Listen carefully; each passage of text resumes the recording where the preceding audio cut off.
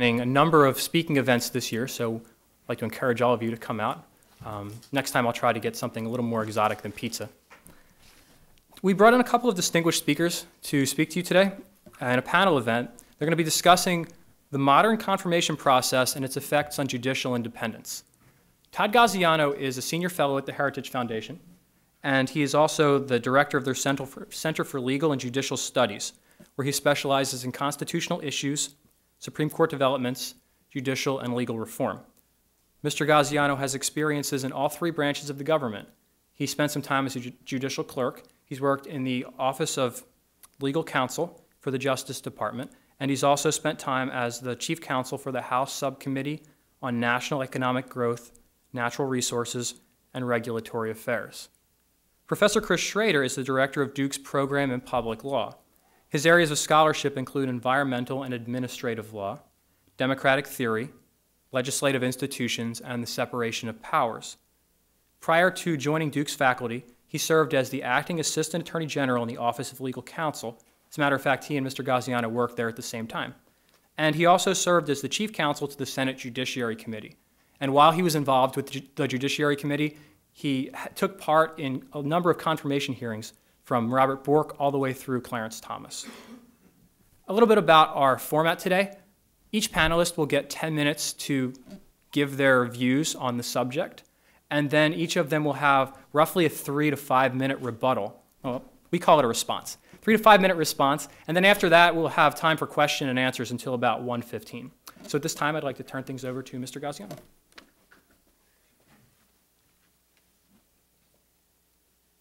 Thank you all very much for coming, and I apologize that this event was scheduled opposite another interesting event, and so I really appreciate you coming, but please pass on my apologies to the folks in the other event, I'm sure, which would be worthy of your time. And when Chris and I did work together, I want to point out, of course, he was my boss. Now is his opportunity to tell you all publicly how poorly I did, but I was a career lawyer at the time who was working in the end of the Bush administration. I had a very brief earlier stint in the Reagan administration in that same office, but it was a great pleasure to work with three of your professors as all of my bosses, Jeff Powell, Chris Schroeder, and of course Walter Dellinger, who I continue to call upon to speak at the Heritage Foundation and work with him on other events. So it is not completely true that there is no bipartisanship in Washington.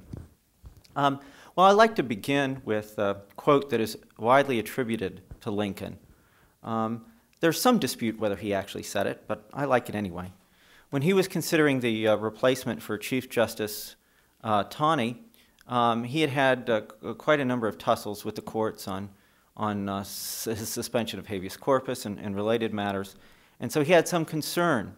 And as a great lawyer himself, he had some concern about the way that a new justice on the court would rule. And by the way, they really still rode circuit back then. The justices of the court also sat as lower court judges and district judges. And in fact, in one of the cases that most frustrated Lincoln, made the initial ruling and upheld it on appeal.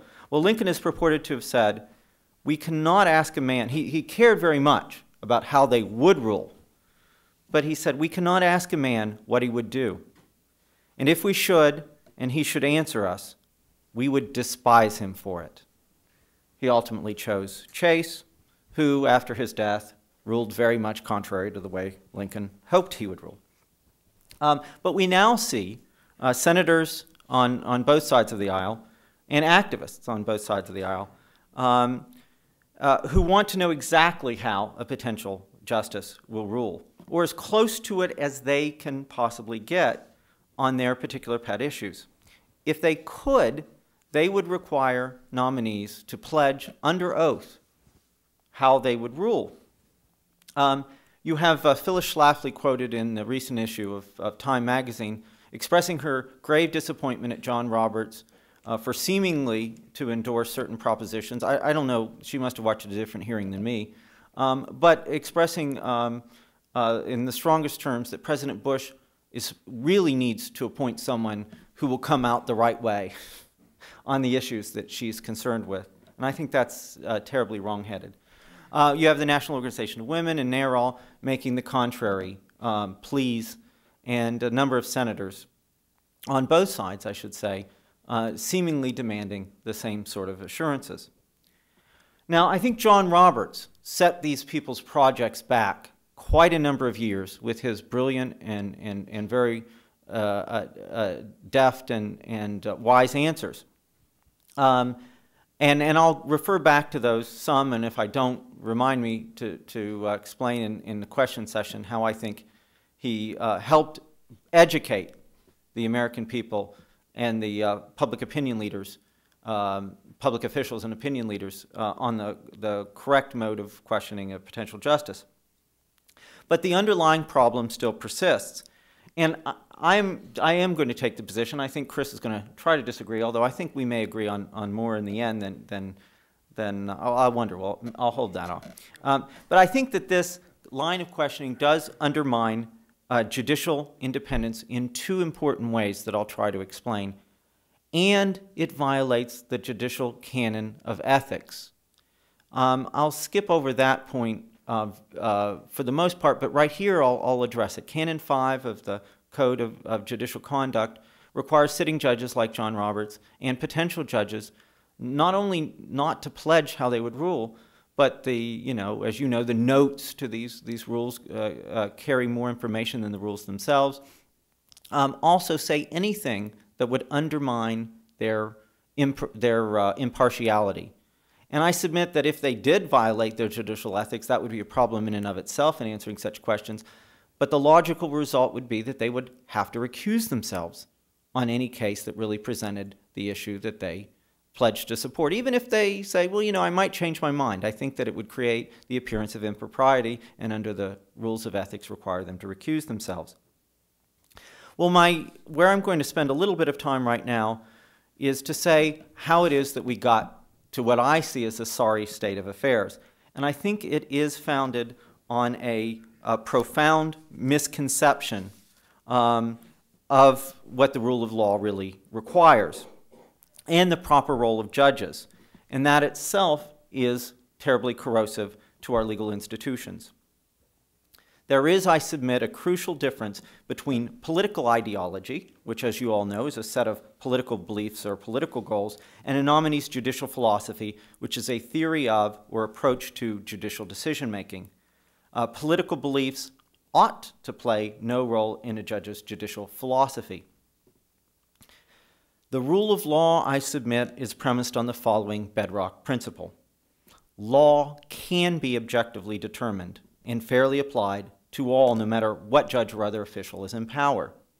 Now, as we all know, the rule of law is an ideal, and every ideal is imperfect. But what we ought to do is encourage judges to strive to achieve the ideal. When we were school children, of course, we were taught that ours is a nation of laws and not men. That really can only have meaning if laws can be objectively determined. And we believe that any deviation from this norm ought to be criticized rather than encouraged. The founding generation, I think, all understood this. They had some disputes at the ratification debates, but they basically agreed on this one point. Alexander Hamilton famously wrote in Federalist 78 that judging was fundamentally different than that power which is exercised by the political branches. He said the judiciary power is fundamentally different. In Federalist 78, he argued that traditions and the mores of judging would constrain and cabin judges and make the judiciary the least dangerous branch. His argument, of course, presupposes that there is a distinction between law and politics, and that this was understood and accepted at the time of the framing. He argued famously that judges would exercise judgment and not will. Now, I submit that conception of law really prevailed for 130 years and has maintained somewhat of a faithful following since then, and is followed faithfully by the people I would call the modern Federalists. This is probably an overly simplistic dichotomy. I don't know exactly where Chris would fall in this line. I'll try to make the contrast in a second. But it is followed in large part by academics that would consider themselves on the right, but not exclusively. There are many liberal academics and judges and others who, and even on the right, we disagree on the substance of the Constitution, but we agree fundamentally on the proper approach to law. Let me try to contrast two schools of thought that I think are at war in these confirmation battles, really the heart of the dispute in these confirmation battles, and how the differences in philosophy lead to different types of questioning, and ultimately the kind of questioning that I think is corrosive to our legal institutions. The modern Federalists, they are generally the textualists and originalists. They adhere to the sort of model the Hamiltonian model that I spoke of. They believe that words have relatively fixed meaning. Hard cases certainly exist. There's certainly ambiguity in the law, but the hard cases prove the existence of easy cases on either side. They believe that political bias certainly exists, but that proper judging diminishes it. And a further way of diminishing bias is that, you know, the institutions themselves, the American people elect different presidents who will appoint different judges, and that what little bias is unavoidable will sort of be balanced out that way. But certainly we ought not to encourage judges to act on political bias, and where we find it, we ought to criticize it in a healthy way and try to reimpose those moral norms on judges, which John Roberts effectively pointed out are really the strongest deterrent to keep the judges in their proper role. I want to label the sort of opposing school of thought the modern legal realists. And I'm no great scholar in intellectual history, but I enjoy it. And I'm not sure I could trace all the strains from the legal realists of the 1920s, but this area of the country is certainly known for its deconstructionist thought and pragmatism. And I think there are some of your faculty members, present company accepted, who really do follow an almost extreme form of this school of thought. They argue that law is really just politics by another name. Almost all law is subjective at some level. Words have few fixed meanings, especially in the important cases. Hard cases prove that judges can do whatever they want. Therefore, judges ought to do what we want them to do. And by the way, this school of thought isn't just by liberals. I think that predominantly liberal academics are among this school. But again, people like Phyllis Schlafly and others seem to accept this model. There is no, the rule of law, we can talk about it, but what we really mean is whatever the judges rule. A judge who says he is a textualist and originalist, in this theory, and this is really a deep-seated philosophical theory, I think terribly misguided, terribly wrong, but if you accept this theory, then someone who claims to be a textualist or originalist is either a fool who will not advance the kind of causes you want, or a dissembler, somebody who will become a dreaded conservative judicial activist. And so the goal of this school, of course, is to encourage activism on the court. And it has been, this is a very seductive theory, as you could imagine, and I think it has been responsible. The growth of acceptance of this sort of school of thought, which became, I think, the orthodox thought well before the 60s, when the judges of the 1960s sort of were coming of age. Variants of this approach were the orthodoxy, and the Warren Court and early Burger Court showed really the fruits of this kind of thinking. Well, this is a very seductive theory, and the courts began to take more and more power. It also coincided with the courts necessarily exercising more authority to break up the massive resistance that supported segregation. But those tools they legitimately used for that purpose were then put to other, more amorphous ends. And of course, so the court's activism, I think, is very much related with this fundamental misconception of the law. Well, let me now return, I think, to my final couple of points, and that is that this philosophy and the questioning that it garners, if you're of this other school, you want to know exactly how a particular nominee is going to rule, because after all, there's no such thing as truth, there's no such thing as objective interpretation, and that kind of questioning further erodes what I think is the proper conception of the law. It further encourages judges to act completely free of the kind of constraints that the framers understood would apply to these judges. And it also undermines judicial independence in that it gives the American public these expectations that courts really just rule as a policy matter. The two lines of questioning that probably come in most sharp focus in my mind were Feinstein's questioning on the Plyler v. Doe case, where John Roberts, I can mention later, gave ultimately an excellent answer on, again, the distinction between how he feels about an issue being irrelevant to the legal issues in that case. But there was also a line of questioning, I think Durbin asked, about whether he would be for the big guy or the little guy.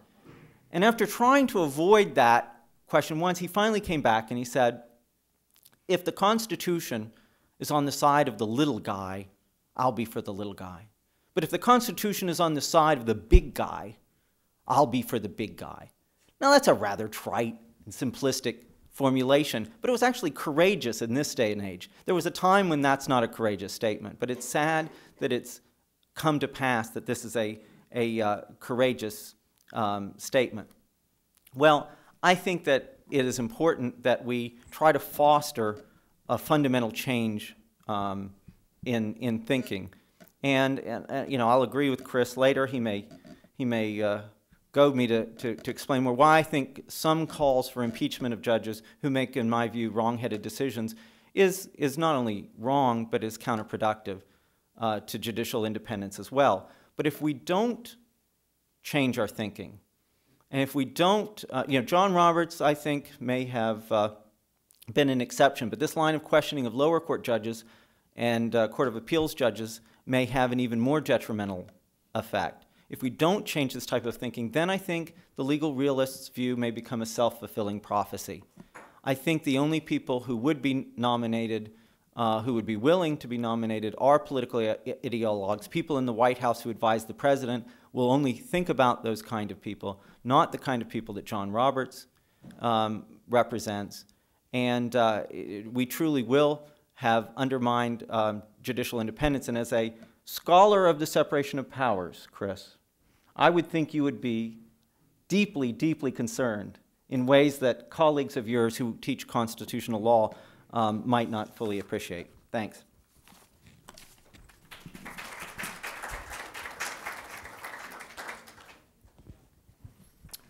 Well, it's a pleasure to be here this afternoon and to see Todd again, and thank you for the invitation to participate. I enjoyed my time at the Office of Legal Counsel probably more than I have any other legal job I've ever held, except for this one. It's a great place to work if you ever have the opportunity, and Todd was clearly carrying on one of the traditions of the office, which is to have just excellent career attorneys who bring a lot of institutional knowledge and expertise to problems. And when I came in sort of early on in the first Clinton administration, the fact that a fair number of the career people from the prior administration had chosen to stay was really a great comfort to Walter and Jeff and I, who in many ways have been swimming or rowing without enough paddles, if that's the right metaphor, except for folks like Todd. I'm going to come at the problem from a different direction, and I think at the end of the day, Todd and I will be in agreement on a good many things. But since I will spend my time talking about why I think it's appropriate for the Senate to demand much more in the way of substantive answers to questions than the most recent hearings produced. by coming at it from that direction, I think may sound for a while as though the chasm is deep between us. But in the end, I think there's a good deal of common ground. So I'm going to try to make 4 points very quickly. First is that there are a variety of judicial philosophies, approaches to interpreting the Constitution or answering difficult legal questions that have practical impacts on the outcomes of cases. Number two, that presidents have understood this for a long time and that it's fair and appropriate for a president to take those differences into account in selecting a nominee. Number three, it's therefore fair and appropriate for the Senate to do the same and to expect the nominee to give some substantive responses.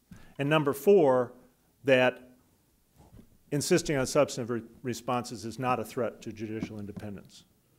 So the first point, you don't have to go much further than to pick up a volume of the U.S. report and turn it open to a case that's come out 5-4 or 4-1-4 or 4-3-2, and with a couple of people screaming at each other in footnotes, but also, when they're not screaming at each other, laying out plausible but radically different interpretations of the Constitution as it bears on a particular case, to see that when a nominee comes before the committee and says, in response to a question about what's your philosophy of judging, well, Senator, I believe that I have no agenda on the court. I want to decide cases on a case-by-case basis after the benefit of briefing and oral argument on their particular facts.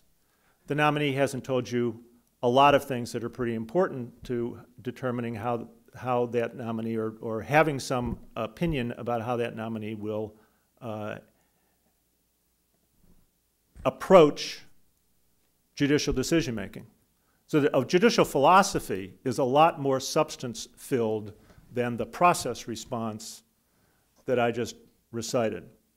That's the first point. Presidents have understood this. George Washington, John Adams appointed Federalist judges.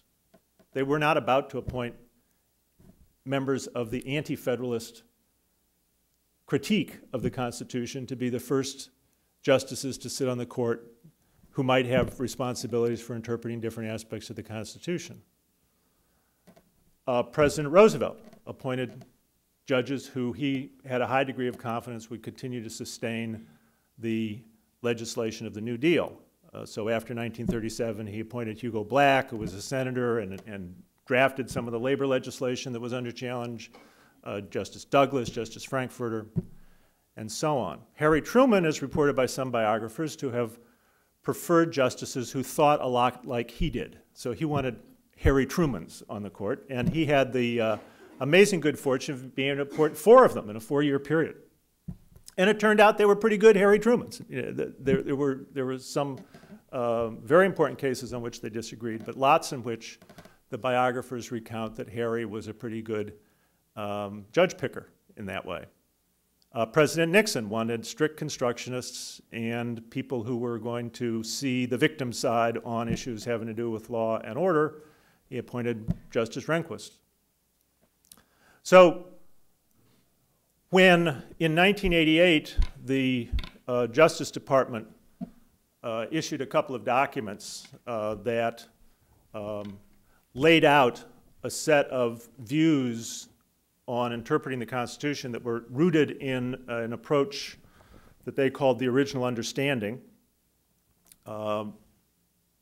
and stated in the preface of that document that selecting judges is the most important domestic policy decision a president can make. They were coming within a long line of tradition of presidents who have understood that worrying about the substantive views of a nominee is relevant and important. Justices are deciding important questions. There are different judicial philosophies that lead not predictably to different results on specific cases, because those do tend to turn on the facts and arguments and details of specific cases, but general orientations, which over time will map onto certain propensities or tendencies of a justice that can make a difference in cases like affirmative action, or the homosexual sodomy case, or how much respect to give to a presidential determination at time of war, how much respect to give to congressional findings with respect to Commerce Clause jurisdiction and the like. There are tendencies within judicial philosophies that can be identified that make a difference. So if they're germane to the president, my position with respect to the Senate and its advice and consent role has always been that anything the president can take into account, the Senate can take into account if it chooses to. Todd's Heritage Foundation webpage has a white paper by John McGinnis, who endorses the same proposition essentially. So I'll let that go with just that much mention. So I think the Senate is entitled to take into account the judicial philosophy / substantive elements of a judicial philosophy when it's rendering its role, performing its role in the advice and consent process. And I think that would include fairly specific questions. Take a case that's got 3 or 4 opinions that's been written by the court and asking the justice, are any of these opinions that have been written by Harland or Powell or Thomas, whoever it might be, reasonably representative of your views? Do you agree with Justice Powell's opinion in Moore versus City of East Cleveland, the grandmother case that was discussed by a number of the senators? I think it's an appropriate question. Where is the threat to judicial independence from this line of questioning? Well, there are a couple places it can't be coming. It can't be coming from the idea that a judge should go on the bench without substantive views. Chief Justice Rehnquist once wrote an opinion that if a judge is a tabula rasa on legal issues when they're appointed, that's probably a sign of their lack of qualification, not the fact that they are going to be impartial. Mature individuals who have developed approaches to the law over time, you would expect, just as I would expect when we're having a classroom discussion about a case, that you might have a view about what the merits of the arguments are on the majority side or the dissenting side. So it's not having views that creates the threat to judicial independence.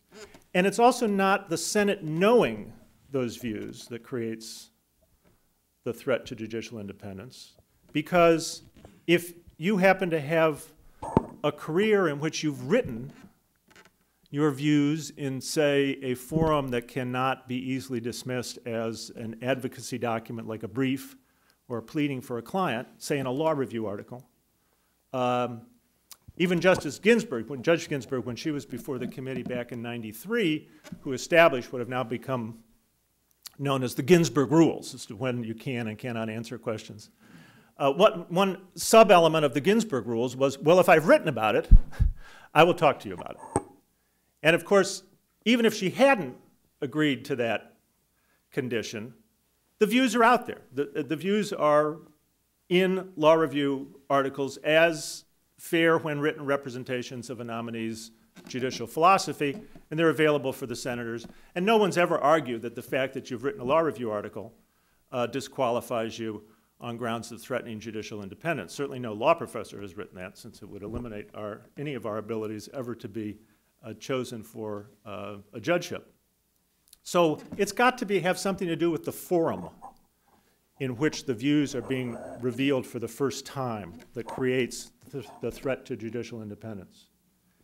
And here I think the nub of the argument is what may be a threat to judicial independence is a nominee making a promise or a commitment about how the nominee is going to decide a future case.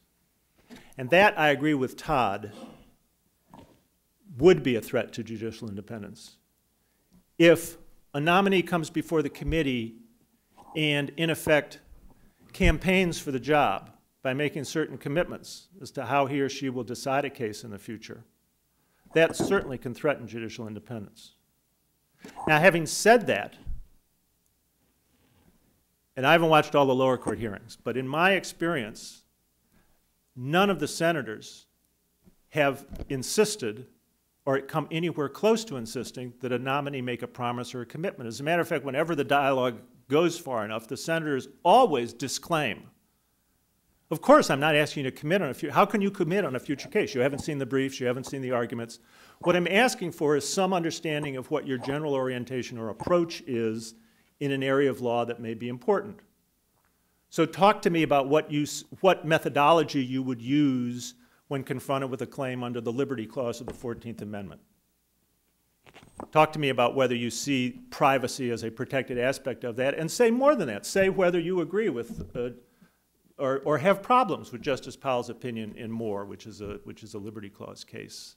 I'm not asking you, Judge, to tell me how you'll decide the next case that comes out.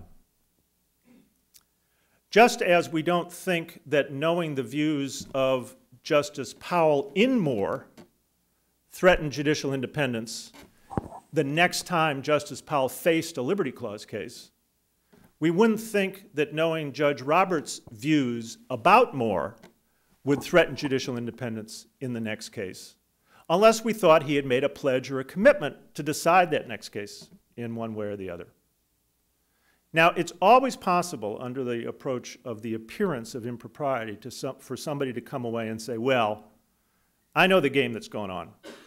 They say they're not asking you for a commitment, but they really are asking for a commitment. That's always possible.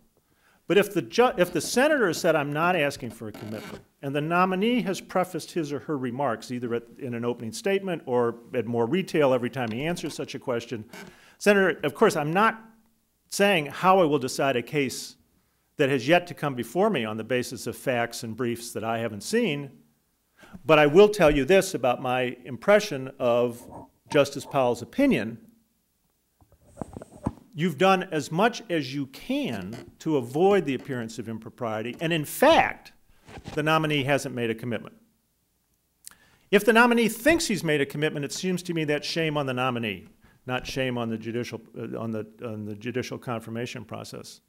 If the senators are disclaiming a desire to have a commitment, and the nominee is also disclaiming a desire to state a commitment, then it seems to me that the more fair-minded reaction to that exchange is to believe that the nominee has not made a commitment. In just the same way, we don't think a sitting justice makes a commitment to decide a case one way or the other when they render a decision in case number one.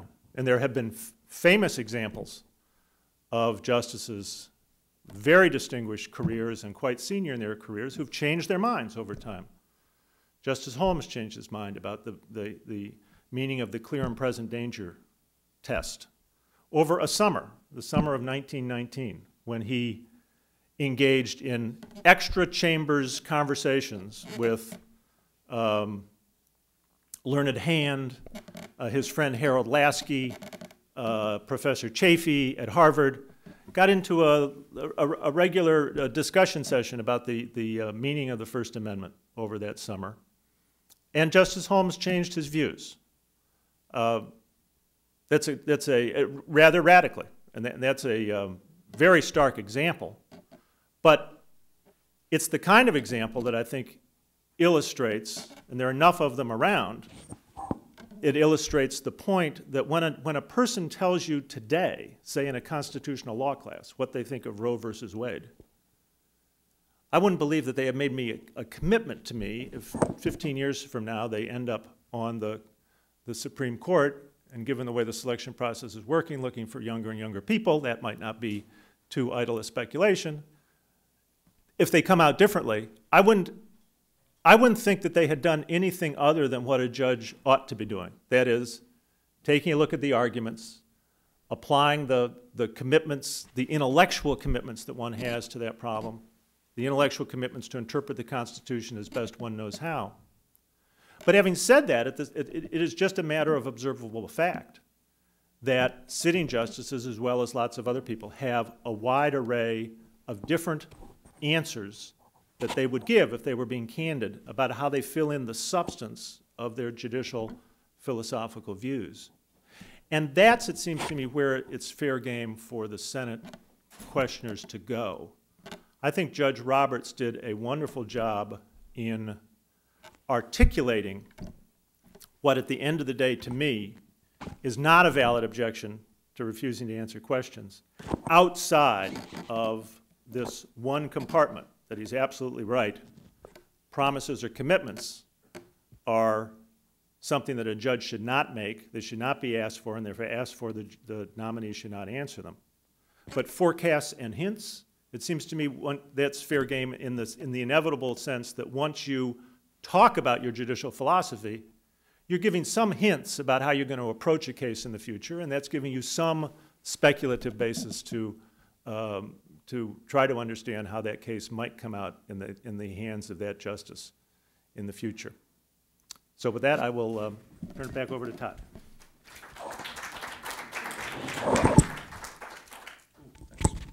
I think we do agree on much, but it's not fun to talk about that. So I'll try to talk about areas that I disagree with. There is a huge difference. First of all, I do agree, just to make the point clear, that the Judiciary Committee should consider everything that a president properly considers.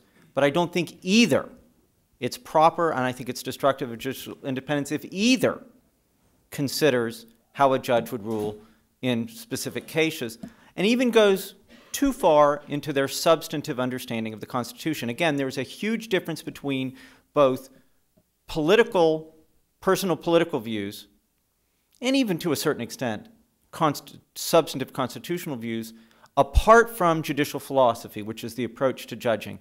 And that, I think, is the most important thing that both the President and the Senate ought to examine, both in a potential nominee's writings, speeches, and in interviews and in testimony. Let me try to explain what I mean by that a little bit more.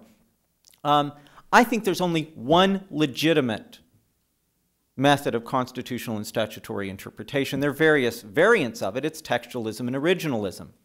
There are other non-interpretivist modes of interpretation that I think are flat, illegitimate, and unconstitutional. I think, you know, that the Supremacy Clause itself in the Constitution dictates the fact that we have a written Constitution, the structure of the Constitution, a lot of other arguments that you can put together make only one form of interpretation, one mode of judging legitimate.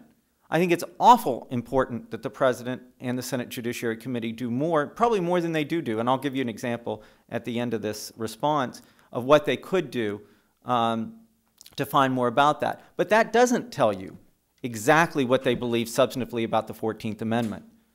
And I think that we certainly know that Federal Society members disagree heartily about whether the Privileges and Immunities Clause need to be given full effect. I do. I think much of what's, what we think about incorporation, I certainly think that much that's been done by the Supreme Court in substantive due process is properly cognizable under the Privileges and Immunities Clause. So if it is true, and here's the key point, I think, it is true that knowing whether a judge will follow a legitimate mode of interpretation or an illegitimate one is somewhat predictive. But if you want a result that isn't supported by the text and the original understanding of the Constitution, then obviously you don't want a textualist. But the whole premise in which you'd be questioning the nominee is improper. If you seek a nominee who will make rulings that you believe aren't supported by the proper textualist, original understanding approach to law, that in itself is an illegitimate exercise. So that's the only way in which it's somewhat predictive. I know plenty of good originalists who I consider, and they would consider themselves, left of center.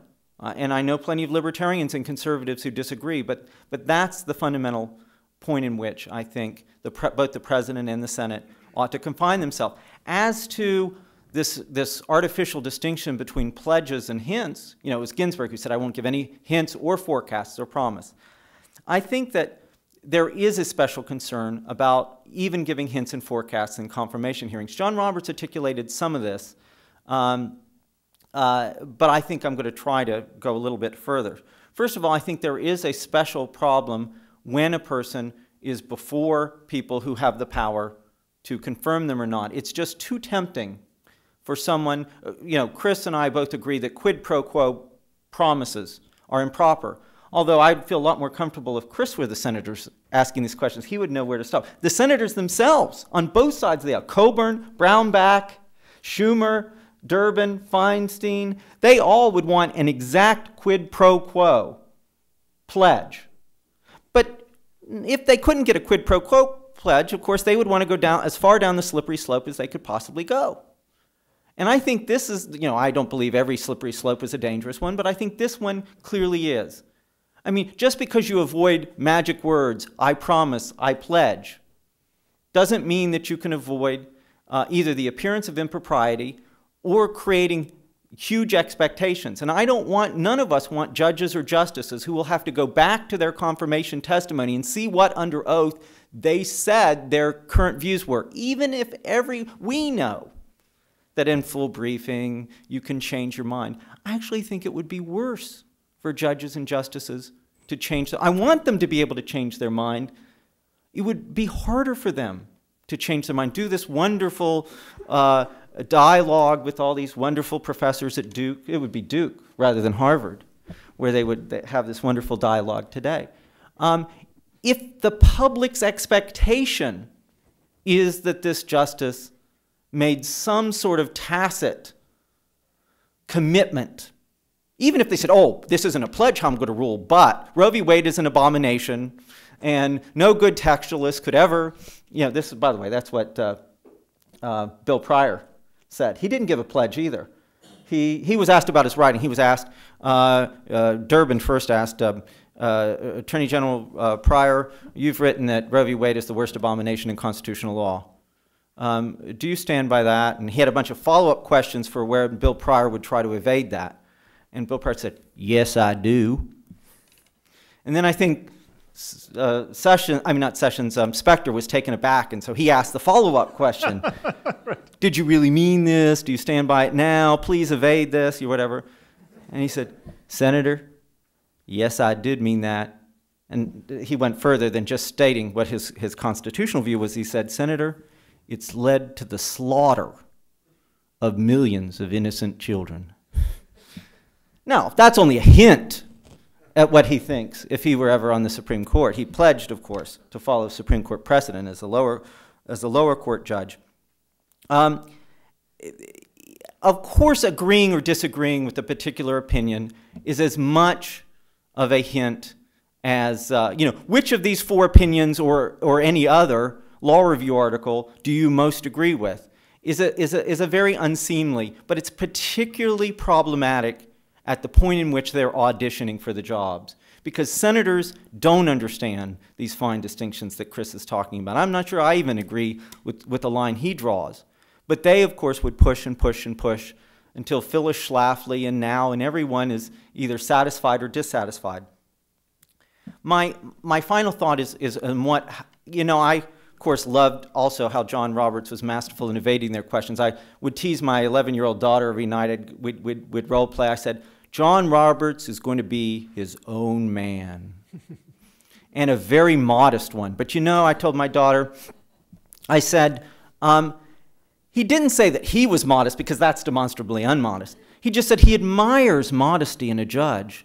And he admired modesty in the judges he clerked for. And he admired modesty in Rehnquist.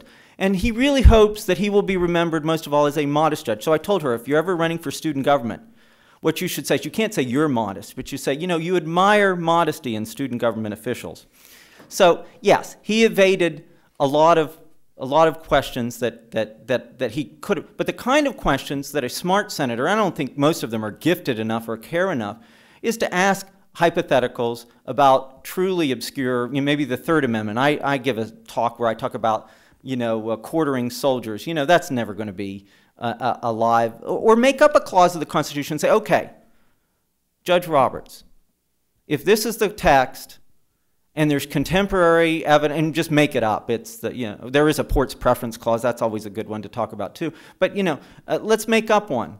And there's contrary evidence. This. When would you consult that contrary evidence? And keep weaving the hypothetical. Only brilliant professors at Duke and a few other schools could could probably engage in that line of questioning, but I think that would be far more revealing than, and you could probably talk about some of the older, Marbury versus Madison kind of cases. I think that would be extremely, it's not enough to say, I would, follow the Constitution. That really is silly. I really wish they would ask all nominees, Republican, Democrat, liberal, or conservative, a lot more to test their approach to judging. In this case, Your Honor, and you could ask about the cases they've decided too, or their law reviews. You said this, this, and this. I question your approach. Why did you consult legislative history here? Why didn't you consult legislative history there? Why did you seem to depart from the text here? Why not? That's the important role that the Senate could apply. And I think that the answers that John Roberts gave on the 14th Amendment and Brown were the most satisfying in this regard. I know a lot of non-originalists challenge me and say, well, if you're a textualist, you couldn't support the decision in Brown. They think they've really got you because, there were segregated schools in D.C. and no. The text, where the text is clear, this is the answer John gave and the one that I think is absolutely right. Where the text is clear, we've got to hold them to it. They may not have thought through all the implications of the idea. The framers may not have thought about that the Establishment Clause, clearly they didn't think the Establishment Clause at the time it was passed would be applied to the states. Half of them wanted the Establishment Clause because they really wanted no establishment. The other half wanted to protect their own state establishments. But when they ratified the 14th Amendment, this is one of these fascinating, unclear areas, but I think they really did intend to apply the Establishment Clause and all of the Bill of Rights against the states, but maybe they didn't think through it.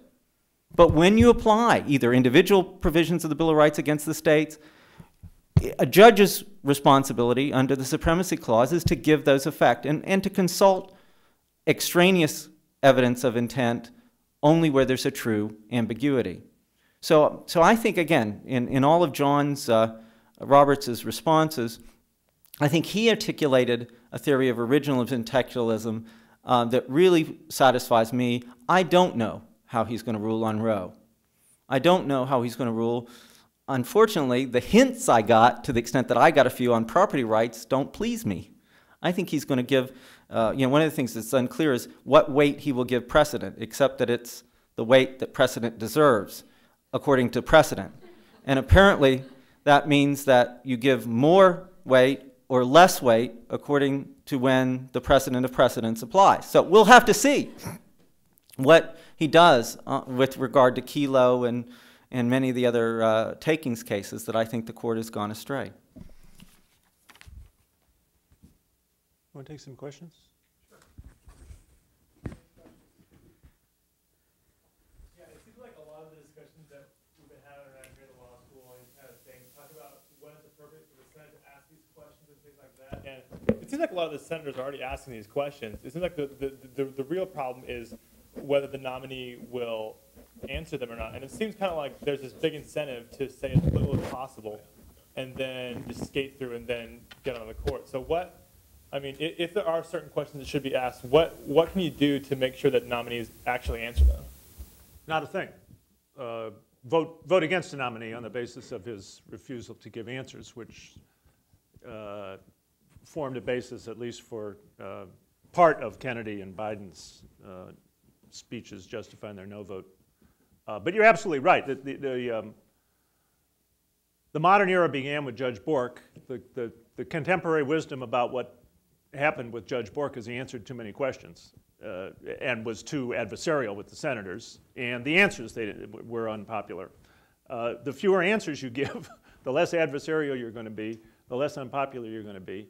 And I think most nominees, and Judge Ginsburg was definitely of this school when she came before the committee in '93, have been advised or have developed their own understanding that it's like passing the bar review. I'm not looking for the top grade. I just want to pass the doggone exam. So give me the strategy that will get me through the committee. And I think that Judge Roberts has sort of perfected the art form that Judge Ginsburg began developing to a point where my current position is, unless the nature of the hearings changes, we ought to go back to the way it was before Brandeis, when you didn't have hearings. Just let senators get their information on the basis of whatever speculation or advice they want to.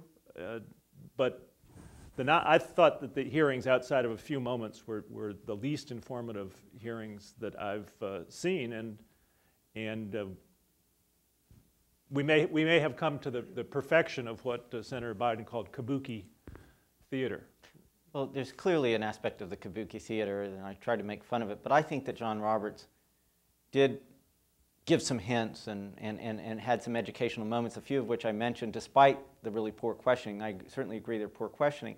But I disagree that there's nothing they can do. I was really disappointed in Schumer. I expected much better of him. He's probably the guy I admire the most on the committee, even though I disagree with him. I told a few reporters but that I was disappointed that he could have done more. Whenever I've done murder boards, we call them, mock hearings for the Court of Appeals nominee, I always play him, and I'm much meaner than he was to Roberts, and boy, I really can make them sweat. But when a group of senators is in control of the majority, they can refuse to have hearings, and that's what they did in 2001 and 2002 before they lost control of the Senate. I think they lost control of the Senate because of that, but they can do that, and they can give up their majority. And they can also filibuster, and that's what they did for Estrada, and that's why Estrada isn't on the Court of Appeals and a few other nominees. Of course, we're on the brink of supposedly a constitutional crisis. I don't think it would have been a constitutional crisis to clarify the rules, and I've written and spoken on that separately. But to the extent that they can cobble together a coalition, some who suspect, maybe a different party who suspect he or she might rule against them, and then they can say he didn't answer enough questions. For some nominations, you can make a real difference, and I think that's terrible.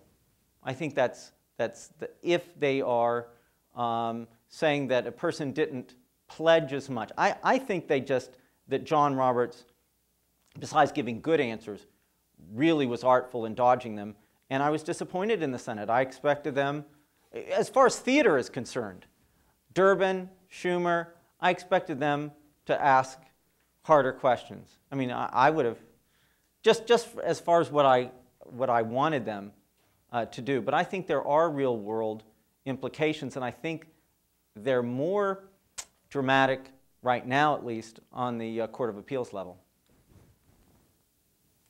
One point you both you seem to agree on is that the President and the Senate should have access to the same information when making these decisions. But in reality, the President has private meetings, and the Senate, of course, does these hearings. And you were suggesting that maybe the Senate shouldn't go through this theater and should maybe do something more like the President. What about going the other way and having a more public hearing for both sides? I'm not sure I meant to say that they should have the exact same information. They should pursue the same line of questioning. The senators have private meetings as well. Sometimes the president will have, by the way, this president didn't look at the documents before he made his decision, before he, I don't know if Chris will share my concern from the Office of Legal Counsel. I was very concerned with the horrible reasoning he gave in sort of waiving executive privilege as to some documents and trying to maintain it as to others. I mean, this was just, but apparently he didn't look at those documents before he made up his mind. So there won't exactly be the exact same, but the Senate can also subpoena witnesses or call witnesses and collect information in a different way. All I'm saying is they ought to pursue the same line of questions, and they ought to avoid the same kind. I forget who it was in 1949, the Senate called a Supreme Court nominee to testify, and he refused. And he was confirmed anyway. As late as the 1960s, one Supreme Court nominee hearing consisted of 8 questions. John Roberts, 22 hours. I think we learned a lot in between those 22 hours before the extra witnesses came on board. So I think it was valuable, but it could have been even more valuable. It could have been as much influence and power as the Supreme Court, maybe Chris was partially facetious, but one of my colleagues wrote an op-ed making the exact same argument. You know, they should just save their pontificating and their speechifying for the floor. I really do think they should save it for the floor, but they ought to ask questions, good questions, in the hearings. And I think John Roberts said a few things in between evading questions that were helpful. Chris? I don't disagree with the basic point that the president and the Senate are always going to have access to different information. I would think it actually would be unconstitutional to try to level the playing field by preventing the president from exercising his full panoply of information gathering techniques in any way he or she chose to do so. And by definition, if you're talking about somebody from the president's own political party who has intimate acquaintances in the Justice Department and other places in the administration, the president's going to have lots of informal avenues of information about a nominee that some senators will have and other senators won't have. My point went more to the subject matter being germane on both sides of Pennsylvania Avenue. Not that the information would necessarily be equal on both sides. I was, in reading some of the transcripts from the hearings, I was dissatisfied with John Roberts, like, not giving reasoning. You know, like, it felt like he wouldn't ever say, like, what type of legal reasoning he would use.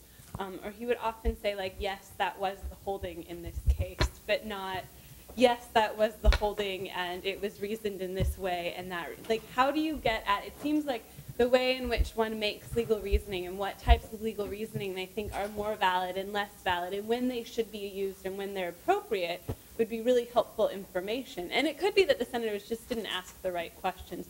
But how do you get at, or do you think that legal reasoning is something that should be exposed in this context? And if so, how do you get at it? Well, I think Todd identified one excellent way, if you could ever figure out how to do it, which is actually work through a case with the nominee. I think that judicial philosophy can be discussed at various levels of generality, and it's easy to very quickly get to a level that's not very informative about how a person thinks through an actual problem, which if you're interested in their approach to problems, you would like to get down to. And so working through a particular case, I had a colleague at another university actually write an email to a senator suggesting that they send all the briefs and transcripts of some 3 or 4 Supreme Court cases to the nominee with a letter that says, I intend to question you on these. That's what I do in those murder boards. Okay. I pretend to. Okay. I'll tell you how. So read them all and come thoroughly prepared. And then you would sit down and have a kind of law school seminar format with the nominee. That's one way you could do it. You can get some information at higher levels of generality, and that may be sufficient for different purposes.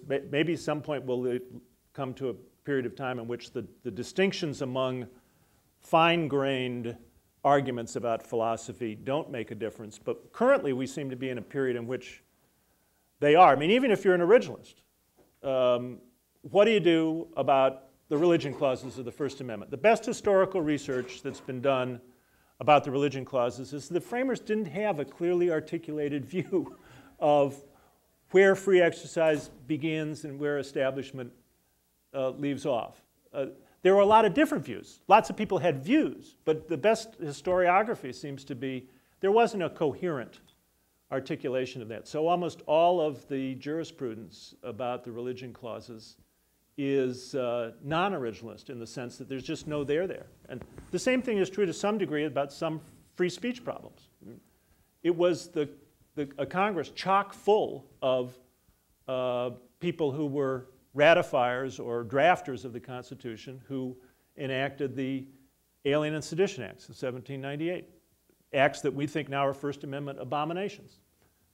And there were constitutional arguments made, but they didn't persuade a vast majority of the members of Congress. So even if you're an originalist, there are differences of detail that you'd like to be able to discuss with a nominee that the current format just get you to.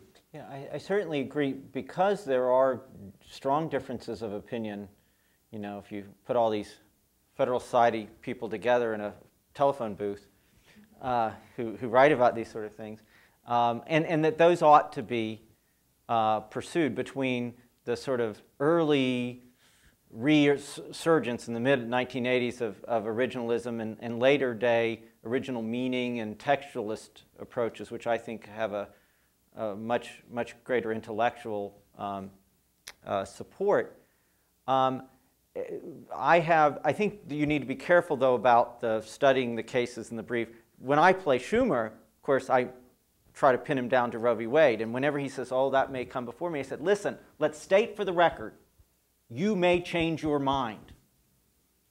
Let's state for the record, you know, I asked you to study the briefs, and I cannot believe you have not thought about this. I want to know what you think right now. And you can revise your answer in writing when you go back with your Justice Department cronies, and if you have any second thoughts. But, you know, I think there's a danger in doing that with currently live hot-button cases like Roe. I think you ought to do that with either completely made-up clauses in cases or with truly moot cases, but that it ought to be a rigorous examination, because, you know, we have the parental notification cases on the docket. We have partial birth abortion, and you know, how you read Casey and how you read Roe, particularly Casey, is going to tell you a lot. It's going to come close to, but if you can pick other cases that aren't on the hot button issues that are likely to come up again. And John Roberts, he drew this line, and he would talk about a few cases that he didn't think would ever. I thought that was rather forthcoming. But the two times where I thought we got some hints of John Roberts, and it was despite these poor questioning, where his opening statement, you know, the umpire metaphor, that was a little bit of a hint.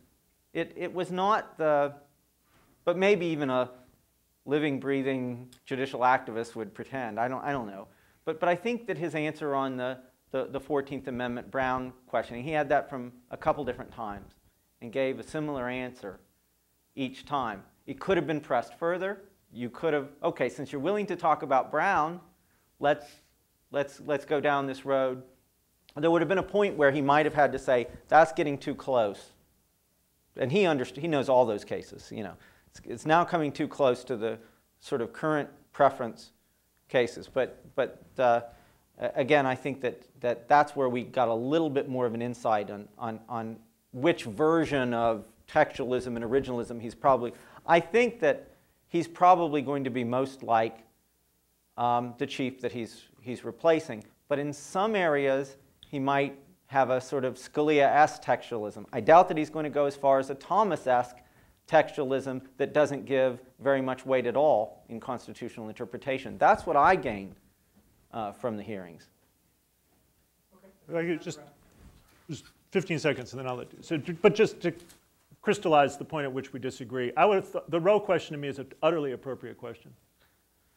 On the issue of judicial independence, I don't think it would have an impact. Now, there may be other reasons why you want the nominee to avoid answering that question. You don't want to inflame a certain segment of the population. You don't want to create even a larger firestorm around these hearings, which have already become incendiary events in many ways. But on the issue of judicial independence, that would be an appropriate question by my judgment. And Judge Pryor's answer to the question I thought was entirely appropriate as well.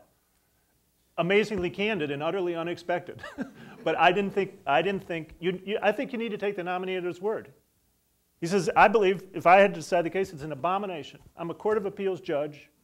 I will be guided by the precedents of the court. Now, we all know that leaves courts of appeals judges with leeway, too, because precedents don't always control outcomes. But that to me, was a much more candid answer that did not threaten judicial independence because of the way he put it. So that crystallizes the point at which we diverge. And we thank you both. Both of us thank you for your time. Thank you very much. Thank you. Well, that was good.